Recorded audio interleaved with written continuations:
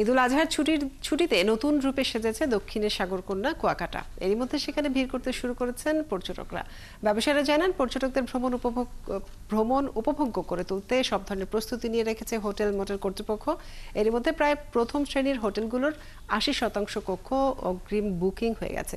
পর্যটকদের নিরাপত্তা নিশ্চিত সহ সকল ধরনের পদক্ষেপ নিয়েছে উপজেলা ও পৌর প্রশাসন।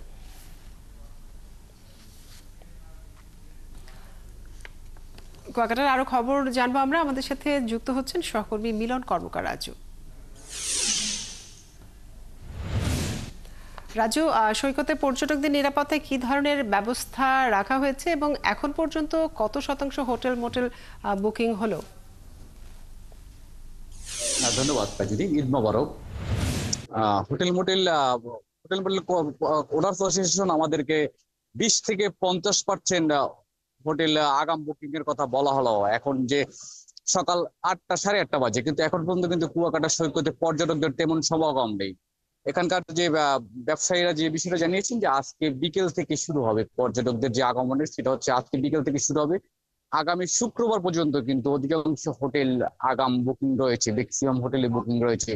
সেই হিসাবে যে আজকে বিকেল থেকে পর্যটকদের আগাম শুরু হবে এবং এখন কিন্তু কুয়াকাটায় পর্যটকরা আসছে এবং এই মুহূর্তে সমুদ্রের জোয়ার চলছে। এই কারণে কিন্তু পর্যটকরা বিচ্ছিন্নভাবে সৈকতের বিভিন্ন এলাকায় রয়েছে এবং 12টা নাগাদ যে যদি ভাটা শুরু হয় তখন কিন্তু পর্যটকদের ভিড়টা বাড়তে শুরু করবে।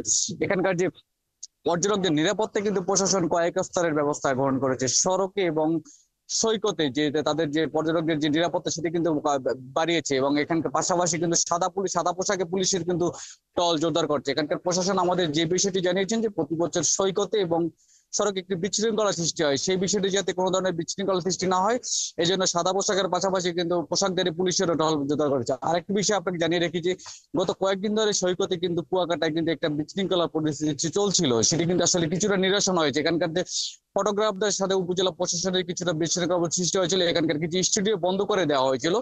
সেই বিষয়টি নিয়ে এখানে কিন্তু আসলে এখানকার ফটোগ্রাফার ধারাবাহিক বিক্ষোভ করেছিল। এই বিষয়টি নিয়ে আসলে কুয়াকাটা একটা নেতিবাচক পরিস্থিতি সৃষ্টি হয়েছে, যাতে এরপরে যদি স্থানীয় গণমান্য ব্যক্তিপক্ষ এবং প্রশাসন কিন্তু বিষয়টি সমাধানের চেষ্টা করছে। তবে পর্যটক মৌসুম শুরু হবে, আজকে থেকে শুরু হবে এবং এই শুরুতে যাতে কোনো ধরনের বিশৃঙ্খলা পরিস্থিতি না হয়, সেক্ষেত্রে উপজেলা প্রশাসন এবং স্থানীয় যে গণমান্য ব্যক্তিবর্গ এবং hotel motel association, Kuakata tourist police, Mahipur থানা পুলিশ কিন্তু ব্যাপক ব্যবস্থা নিয়েছে এবং এখন পর্যন্ত কিন্তু কুয়াকাটা সৈকতে সেই ধরনের সমাগম নেই। তবে দুপুর যত বাড়বে সেই অনুযায়ী সমাগম বাড়তে পারে বলে আমাদের জানিয়েছেন এখানকার ব্যবসায়ী নেতৃবৃন্দ। রাজু, আপনাকে অনেক ধন্যবাদ যুক্ত থাকার জন্য। দর্শক, কুয়াকাটা সমুদ্র সৈকতের খবর জানাচ্ছিলেন আমাদের সহকর্মী।